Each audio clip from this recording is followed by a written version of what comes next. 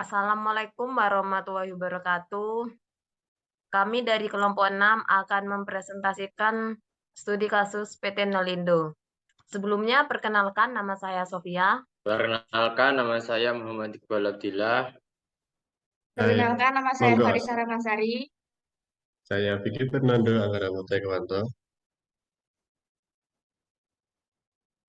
Next, Pak.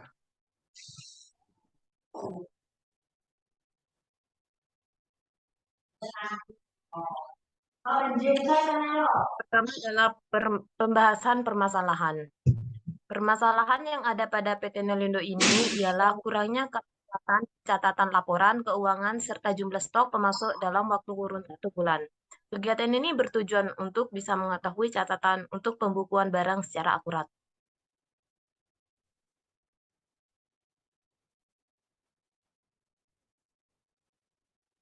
Dan yang kedua adalah penentuan objek.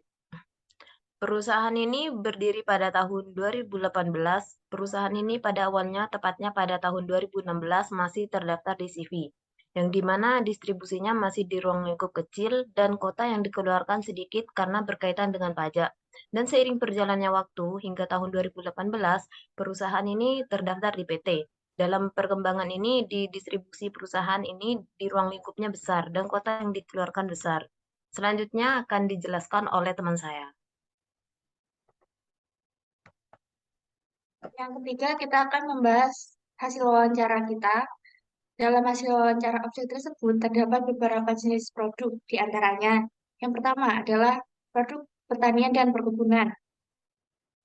Produk pertanian dan perkebunan melingkupi produk organik cair, POC, rojo ladang tani. Yang kedua, pupuk hayati cair atau PHC, rojo ladang tani. Yang kedua adalah lingkup perikanan. Yang pertama, SGB Bionutrien, SGB Bionutrien Amino Plus, SGB Bionutrien Hormonik. Yang terakhir adalah SGF Biolizer. Dan ketiga adalah peternakan, yaitu SGB Bionutrien Ternak.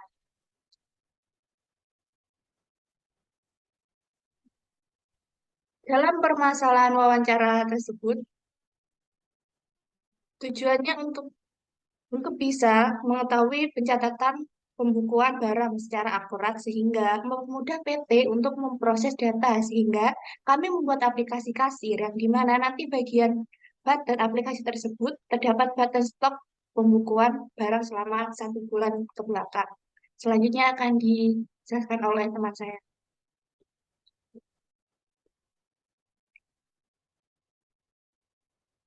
Selanjutnya adalah pembuatan database objek. Di sini kami membuat di database objek yaitu dengan ERD. Yang pertama, ada supplier itu mempunyai produk. Dari supplier memiliki atribut. Yang pertama ada ada supplier ID, ada nama supplier, ada alamat, nomor telepon, dan email. Supplier mempunyai produk. Dari produk sendiri mempunyai atribut. Yang pertama produk ID, nama produk, harga, dan stok. Dari produk memiliki kategoris. Dari kategori sendiri mempunyai atribut, kategori ID, deskripsi, dan nama kategori. Dari produk memiliki order. Order sendiri mempunyai atribut, yaitu order ID, order detail, total pembayaran, dan nama produk. Dari customer itu memesannya dari order.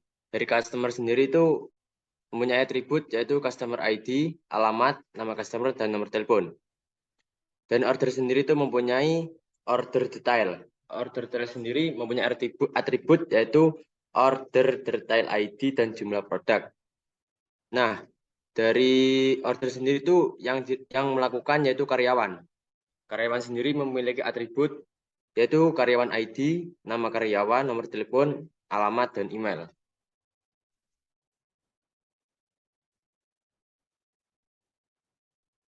Next.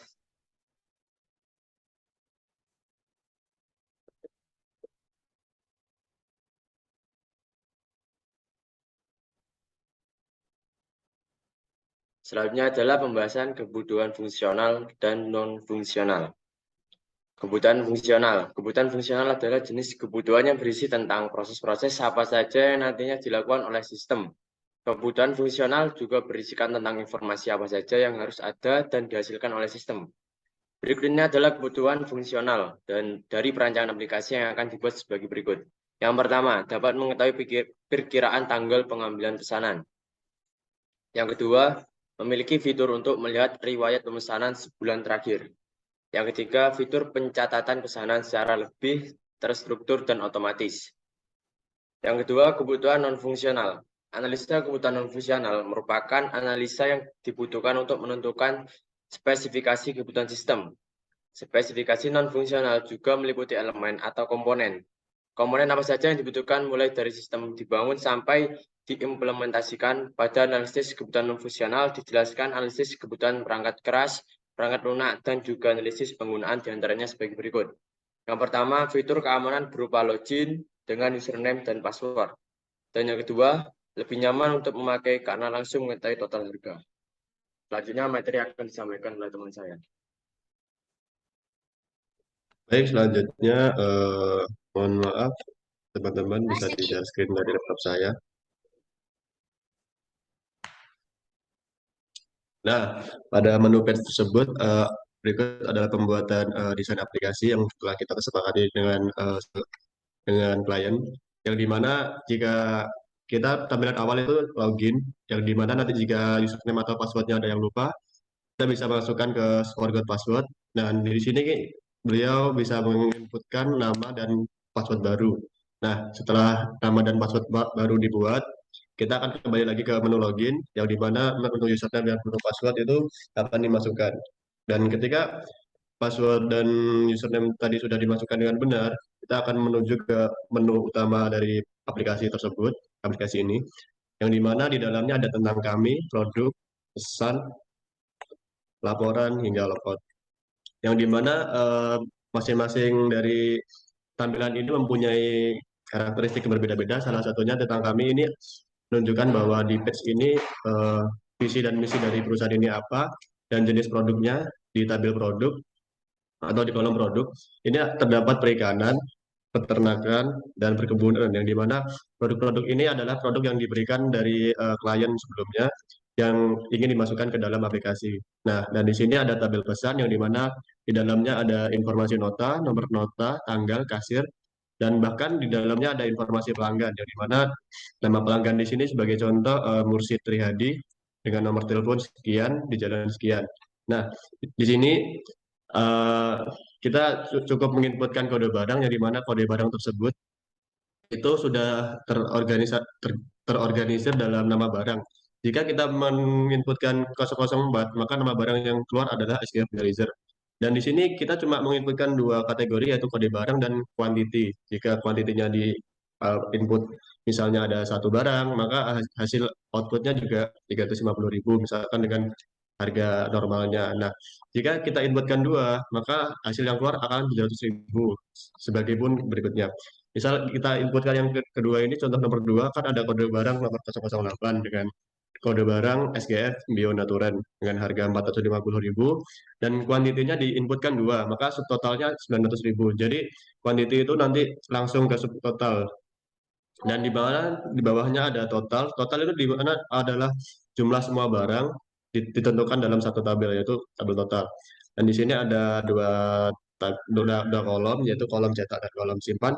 Jika eh, emang pesanan sudah benar-benar fix untuk dibeli, maka bisa dicetak, atau misal nanti ada yang dikurangi, kita bisa cetak kembali, dan ketika sudah, kita bisa simpan, dan laporan simpanan tersebut akan masuk ke tabel laporan, yang dimana laporannya sebagai berikut.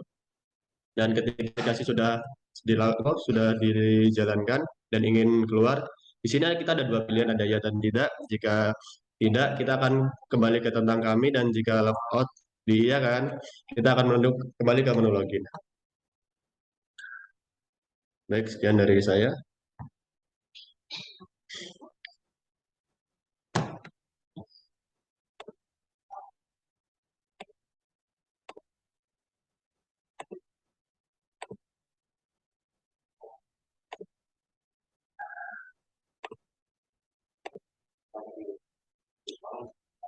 Monggo teman-teman kembali ke PPT.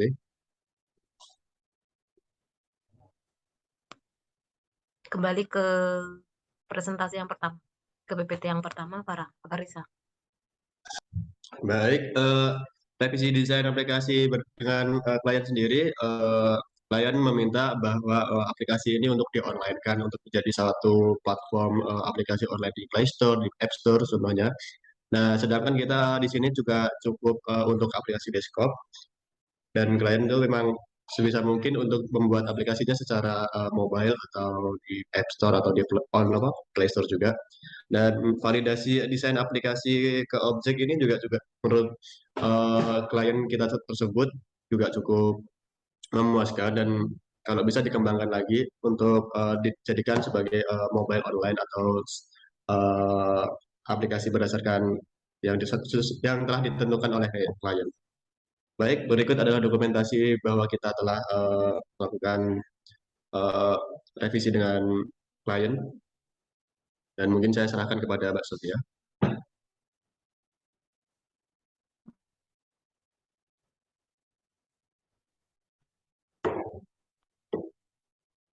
Sekian hasil dari presentasi kami, kurang lebihnya kami mohon maaf. Wassalamualaikum warahmatullahi wabarakatuh. Waalaikumsalam warahmatullahi Warahmatullahi wabarakatuh. wabarakatuh. Guyu ae arek-arek.